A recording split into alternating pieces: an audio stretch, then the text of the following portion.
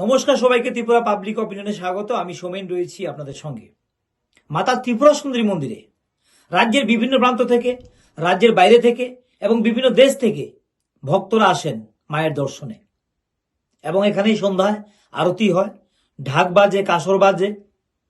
এবং এই সন্ধ্যার আরতিতে আমরা বিভিন্ন সময় দেখেছি কিছু অস্বাভাবিক ঘটনা, যেখানে কখনো ভক্তরা মায়ের সামনে নৃত্য প্রদর্শন করছেন, আবার কখনো ঢাক আরতির সময় ভক্ত কেউ কেউ সংজ্ঞা হারাচ্ছেন, সংজ্ঞা হারিয়ে মাটিতে গড়াগড়ি করছেন, মায়ের কাছে কাকুতি মিনতি করছেন, মায়ের কাছে হাত জোর করে প্রার্থনা করছেন, চিৎকার করছেন।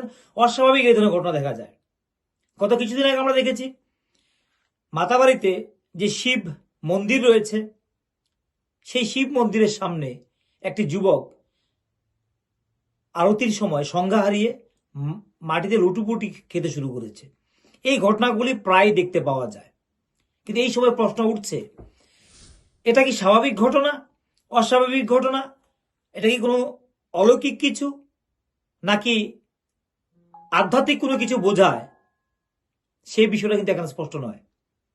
তবে অনেকেই বলছেন যে দেশের বিভিন্ন প্রান্তে যখন বিভিন্ন পীঠগুলি রয়েছে, কামাখ্যা পীঠ রয়েছে, বিভিন্ন জায়গায় রয়েছে, ভারতের বিভিন্ন অংশে, ভারতের বাইরেও রয়েছে, কিন্তু কোথাও এভাবে মাতা ত্রিপুরা সুন্দরী মন্দিরের মতো এত কাছ থেকে মাকে কিন্তু দর্শন করা যায় না।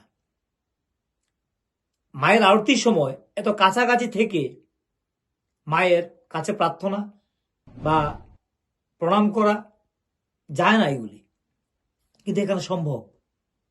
আমাদের রাজ্যে, আমাদের এই মায়ের মন্দিরে এটা সম্ভব। প্রত্যেকের জন্য মায়ের দরজা খোলা।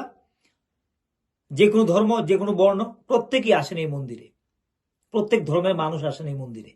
এটাই হচ্ছে মায়ের এই ত্রিপুরা সুন্দরী মন্দিরের একটা শ্রেষ্ঠ মাহাত্ম্য। কিন্তু এখানে যতটা সহজভাবে ভক্তরা মায়ের কাছাকাছি দর্শন করতে পারে, ততটাই সমস্যা বিভিন্ন সময় দেখা যায়। তাতে মন্দিরের পবিত্রতা নষ্ট হয়, এই বক্তব্য আসছে। আবার কখনো কখনো কেউ বলেন এটা মায়ের অলৌকিক কিছু, যা ভক্তের মধ্য দিয়ে প্রকাশিত হয়। এটা কতটুকু সত্যি? এটা এটা কি মানুষের ধারণা? এটা কি বিশ্বাস? নাকি এই মায়ের বিশ্বাসের নামে মন্দিরে এসে এই ধরনের কার্যকলাপ কিন্তু ধারাবাহিকভাবে চলছে? গোটা বিষয়টিকে আপনারা কিভাবে দেখছেন অবশ্যই জানাতে ভুলবেন না। সবাই ভালো থাকুন, সবাই সুস্থ থাকুন, আমাদের সঙ্গে থাকুন। আবারও দেখাচ্ছি ঠিক কি ঘটেছিল।